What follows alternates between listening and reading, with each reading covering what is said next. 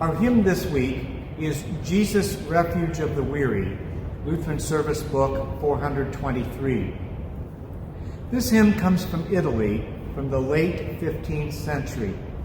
In that time, the Sunday liturgy did not include hymns for the congregation, but people still sang hymns, though outside of church rather than inside. This was part of their devotional piety. We might think of these hymns as almost as like their popular song of the time.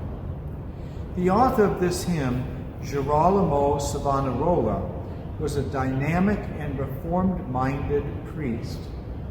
He maintained that the abuses of the church would be punished in some earthly way.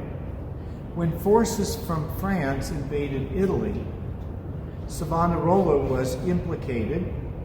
He was then excommunicated and finally burned at the stake. Some Protestants consider him an important precursor of the Reformation.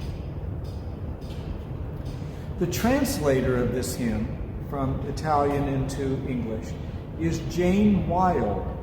She was an Irish poet in the 19th century, and incidentally, the mother of the more famous playwright Oscar Wilde. The stanzas of Savonarola's hymn are very well defined. It starts with addressing Jesus as the sinner's refuge. Stanza 2 is our self-examination. Here, we have to ask, how have we offended?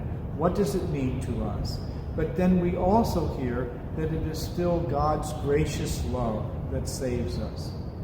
In stanza 3, we have a prayer that we may be united with Jesus in eternity.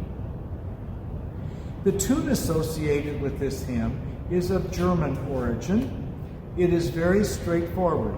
It's almost completely melodic, stepwise melodically, and all very even quarter note rhythm. Perhaps the simplicity of the tune allows the text to shine forth. All in all, this is a fine devotional hymn for Lent.